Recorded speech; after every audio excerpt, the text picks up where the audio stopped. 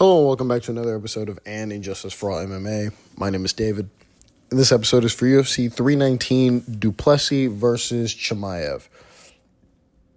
There's not much to talk about this card other than really the narrative of the main event.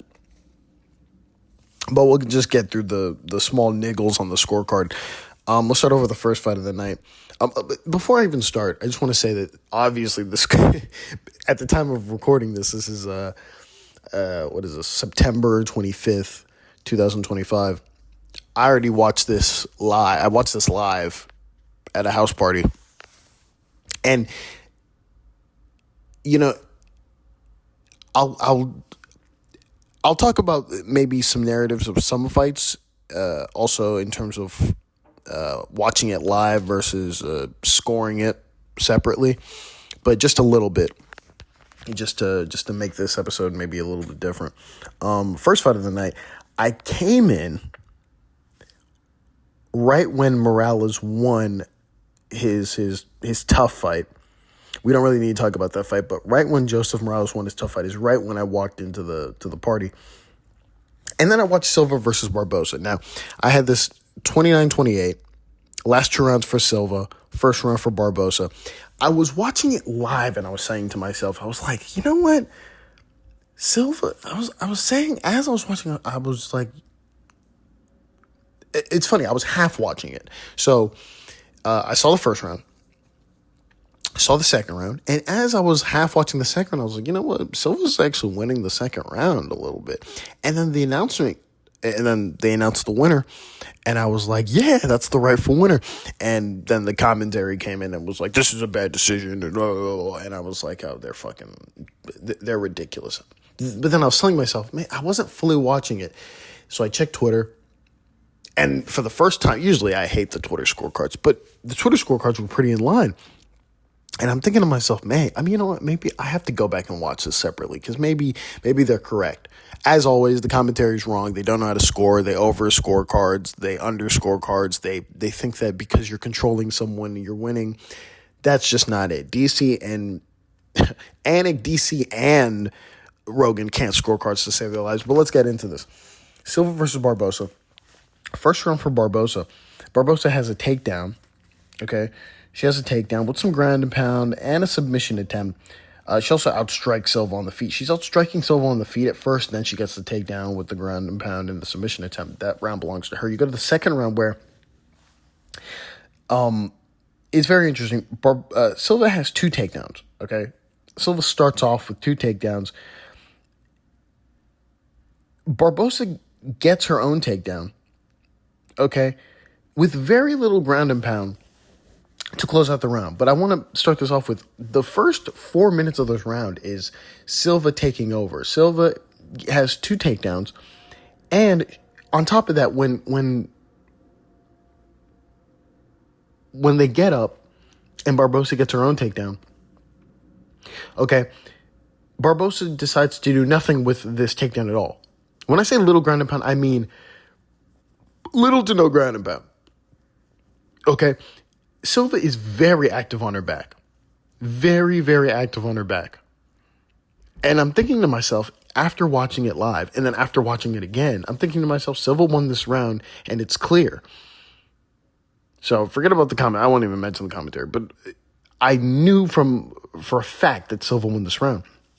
You then go to the third round, where Barboza has a takedown and a reversal, with a little bit of ground and pound, but Silva has a reversal and a submission attempt while also being active on the bottom. She also outstruck Barboza by about 7 strikes on the feet. This round 100% belongs to Silva. You go to the scorecards, and there's nothing really to talk about. All three have it correctly. Josh Stewart, Scott Jones, and Eric Colon, all of them have it the same, 29-28 to Silva. Thank goodness for that scorecard. Go to the next honorable mention. This fight was... It was very wobbly, okay? It's an interesting one. 29-28, Barboza versus Klose. I had this 29-28 for Klose. First 2 rounds for Klose. Last round for Barboza. First round, I put a close marker on. I'll explain. You go to the first round. It's close on the feet. And here's what's interesting about this. In the clinch, okay, overall, Klose outstruck Barbosa. But his strikes are a little different. He outstruck Barbosa in the clinch. Really. And then on the feet, Barbosa outstruck Klose in range. And when I say Barbosa outstruck Klose, it's not by a lot. I think if it were by a lot, you could maybe argue the round for Barbosa, but it's not. It's by a few strikes that Barbosa outstruck Klose in range on the feet. But in the clinch, where a huge chunk of this round was, Klose outstruck Barbosa. You go to the second round where Klose outstruck Barbosa by about 12 strikes. Okay, and then in the third round, Barbosa is outstriking Klose. He outstruck him by 4 strikes, but he's outstriking him pretty much the entire round. You go to the judges' scorecards, and I'm looking at them, and they're a little interesting. They're actually all over the place here. Saul Diamant, his scorecard reflects fine. He gives the first 2 rounds to Klose, last round to Barbosa. And then Derek Cleary and Brandon Mason, interesting enough, they give the first round to Barbosa, which I'm not mad at, and then they give the last 2 rounds to Klose. If I'm going to be honest here, the optics looked very nice for Klose in that last round, so I won't honorable mention it, but nor do I think it's close for the third round, but they give the last round to Klose and they give the second round to Klose. So there you have it on that. Next thing I want to talk about is an interesting one. Here we go. Cannonier versus Page. Watching this live, right? It's funny how when you watch it live and you score it later, it's a very how do I say this? You have 2 different opinions. Watching it live, watching Page live, you're watching all the theatrics, and then when you're scoring it separately, you're going, wow, what a dead fight, what a really boring fight, and that's pretty much what it was. It was a theatrical fight. All right. In another universe, you could also argue that he just didn't do enough. Not to say that he didn't do enough to win this fight, but it's just not a lot of output.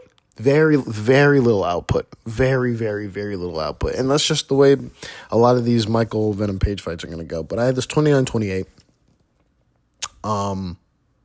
The judges had it the same way, 29-28. First 2 rounds for Page, last round for Cannonier.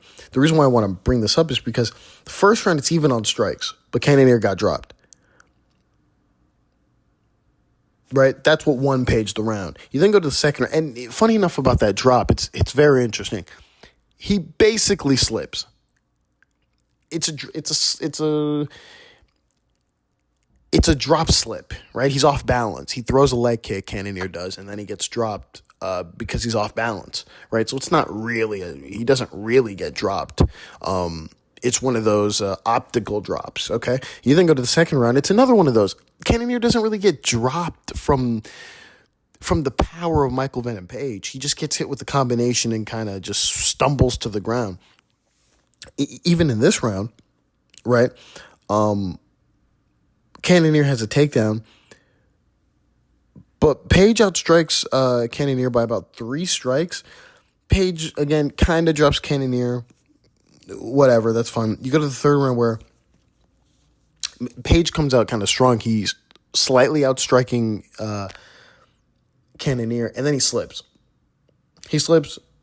Cannonier gets a takedown, and he stays there for basically 4 minutes, delivering some little ground and pound to start out, and then towards the end of the round, he starts putting on a little bit more ground and pound.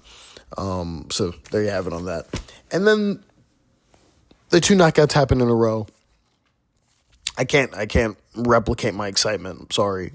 Prates spinning KO that basically slices Neal, and then Neal crumbles, and then Murphy's elbow knockout, which is the better spinning elbow knockout. He knocks out Pico, and it's super exciting. Sorry for my lack of enthusiasm. And then the last honorable mention, Du Plessis versus Chimaev. This is an interesting one. Watching it live, which is why I'm so thankful that I went home and scored it. But watching it live, you're thinking to yourself, oh my God, there's so many 10-8s and this and this and that. And then you get home and you realize this is just a routine 50-44. That's what I had. 50-44. The 10-8 in the third round. You can argue a 10-8 for the first, second, third, fourth round. But I didn't. I didn't put those there. Just a 10-8 in the third round, and that was based off ground and pound. We'll get to it. We're going to start off with let's start off here. First round, Chimaev had a takedown with ground and pound for about 4+ minutes, possible 10-8, didn't give one. Second round, and that's based off of the ground and pound, right? He starts off with just kind of peppering strikes, and then he just kind of slows down. He slows down, and let's just be honest here. The rounds that I didn't give a 10-8 for, it's mostly all pitter-patter. It's mostly all tappy strikes, body, head, nothing impactful. Nothing impactful. There's even moments in this fight where Chimaev has dominant position and proceeds to just not rain down ground and pound. It's ridiculous. It's ridiculous. But anyways, second round, Chimaev has 2 takedowns with ground and pound for about 4+ minutes. Possible 10-8, didn't give one. Third round is where you give the 10-8, is where I gave the 10-8. He had a takedown with ground and pound for about 4+ minutes, possible 10-8. That's where I gave one. Fourth round, he has 4 individual takedowns with ground and pound, possible 10-8, didn't give one. This is the round that really made me think, like, wow, okay, Chimaev is just not, he's not being effective with this ground and pound at all. Fifth round, Chimaev has 3 takedowns and a reversal with ground and pound for about 3+ minutes. This is where Du Plessis finally comes alive. He has his own reversal and a takedown with a little bit of ground and pound. There's a moment where he has Chimaev's back, proceeds to go for a choke instead of just ground and pound. There's a moment where he reverses position, and I'm thinking, drop an elbow, drop something significant. No, it's just, obviously I'm not the one fighting, but if he would have done more damaging strikes instead of going for like a finish, I think he would have found a finish somehow. But, it is what it is. 50-44 on my scorecard. You go to the judges' scorecards, and I believe they have the same thing as well. And that's what they do. All their scorecards reflect mine. Saul D'Amato, Ron McCarthy, and Derek Cleary all have a 50-44. Now, to the narrative of this fight, I think I've already mentioned it before, which is we now have a new champion. And the way he won this belt was dominant from a grappling standpoint, but from a making the fight look good standpoint, it was pretty much just body, head, ground and pound. It was the fact that he had the ability to be, he had dominant position in a lot of, he had multiple crucifixes. He was in mount at one point. He had his back. He had Du Plessis' back at one point, and each time he wasn't able to do something so effective to where he could have gotten a finish or inflicted serious damage on Du Plessis, and instead he remained conservative, whether that be because of his gas tank, whether that be because of he just lacks the power, whatever that was. It made this fight go from really exciting in the first round to, wow, we now have a champion who is kind of a dud. And looking at it, it's an interesting one because obviously I'm looking in the future now. We now have a scenario where this is how he will win all of his fights, and he'll probably get a finish depending on who he fights. Du Plessis is just so tough that he withstood all this nonsense. If he fights RDR, I can see a finish. If he fights, they were showing RDR, Kyle Bahalio, and Fluffy Hernandez. It obviously Bahalio is not in the consideration anymore because I'm recording this now. But if he fights Imavov, how does this look? I don't know, but most likely he takes him down and he just, I'm assuming I don't even want to say I'm assuming a finish of some sort. I'll just say, if he fights RDR, I'm assuming a finish. If he fights Imavov, I'm assuming a finish.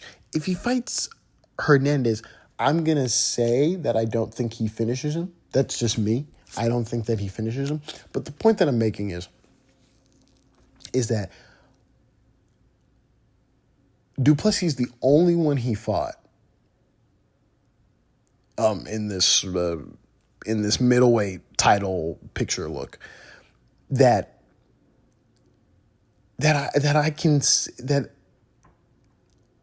it seems like he's the only one who, looking ahead, is not going to finish. And also that if he doesn't finish the other guys, that the fights are going to look similar to this and are going to look very, very boring. So that's what I'm saying so far. Other than that, that's all I got. Thank you all for listening, and God bless.